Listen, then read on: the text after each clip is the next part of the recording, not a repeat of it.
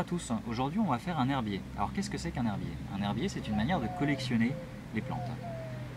D'habitude, pour faire un herbier, il faut arracher les plantes puis les faire sécher. Alors aujourd'hui on ne va pas faire ça, on va faire un herbier photographique. Ça a plusieurs avantages, c'est que premièrement on ne tue pas les plantes. Deuxièmement, c'est beaucoup plus pratique et moins encombrant, parce que pour pouvoir faire sécher les plantes, il faut des grosses charges lourdes, comme des dictionnaires par exemple, pour les aplatir. Et moi, chez moi, j'ai pas de dictionnaire. Troisième avantage, c'est que vous allez pouvoir partager votre herbier et vos trouvailles avec vos amis ou votre famille. Alors pour réaliser cet herbier photographique, il va vous falloir un petit peu de matériel. Tout d'abord un appareil photo. Moi, j'utilise mon téléphone, tout simplement. Deuxièmement, il va vous falloir un carnet ou un cahier de brouillon pour pouvoir écrire des informations dedans. Troisièmement, évidemment, il va falloir un stylo ou un crayon. Et quatrièmement, ce qui peut être pas mal d'avoir, c'est un mètre ou une règle pour pouvoir mesurer la plante. Voilà, et bien écoutez, c'est parti. Alors, on va s'intéresser à cette plante-là, que vous connaissez peut-être déjà. La première photo que je vais prendre pour mon herbier, ça va être une photo de la fleur. Alors, je peux tenir un petit peu parce qu'il y a du vent. La deuxième photo qui va m'intéresser, ça va être une photo de la feuille. Ça va m'apporter des informations aussi pour pouvoir savoir quelle est la plante que j'ai trouvée. Et enfin, on va prendre une dernière photo. Ça va être une photo de la plante en général et des plantes qui sont avoisinantes. D'ailleurs, ces plantes qui sont autour, il ne faut absolument pas les écraser, parce que ça fait partie de l'écosystème de la plante et que si vous les écrasez, vous allez indirectement faire du mal à votre plante et peut-être que dans un an, quand vous reviendrez la voir, elle sera morte.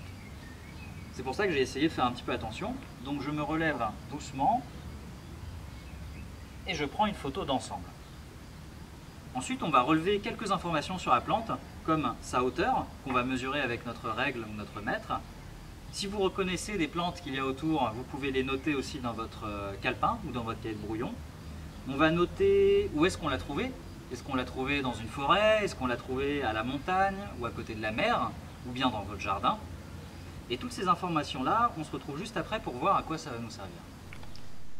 Alors, nous voilà pour notre dernière étape du tutoriel herbier photo. Il va vous falloir deux choses sur votre ordinateur. La photo que vous avez prise juste avant.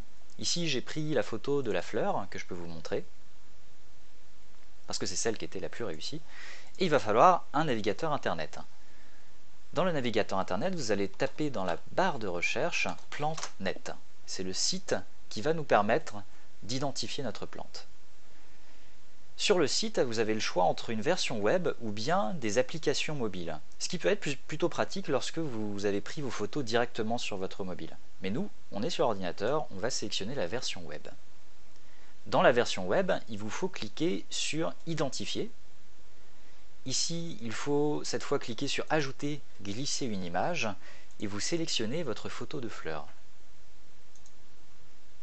Ensuite, on va vous demander si vous avez pris une photo d'une fleur ou bien d'un fruit, ou bien d'une feuille, ou bien de l'écorce. Moi, j'ai pris une photo de fleur. On peut aider un petit peu le PlanteNet à rechercher dans la base de données en sélectionnant le continent ou la région dans laquelle on a pris la photo, dans laquelle on a rencontré notre plante. Moi, je l'ai rencontrée en Europe de l'Ouest. Ensuite, on clique sur Identifier. Ici, il va falloir s'armer de patience parce que le site internet compare votre photo avec toutes les autres photos de la communauté qui ont été postées avant. Et il faut savoir qu'aujourd'hui, il y a 2 584 463 images à comparer. Après quelques minutes, vos résultats apparaissent. Alors PlanteNet n'est pas tout à fait sûr de lui.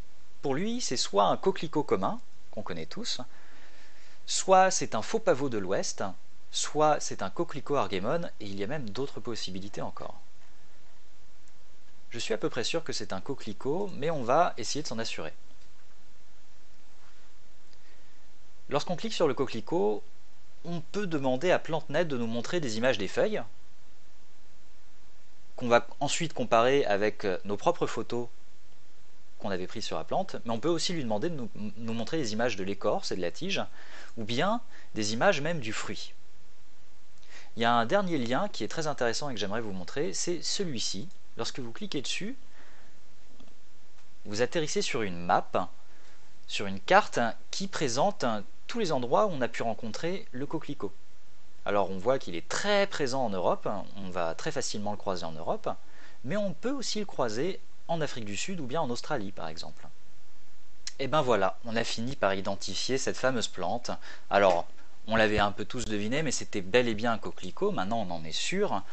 Pour constituer réellement votre herbier, il va falloir photocopier de nouveau les photos que vous aviez prises avec votre appareil photo, les coller dans un cahier, et à côté, noter des informations comme le nom, la taille de la plante et le lieu où vous l'aviez trouvée.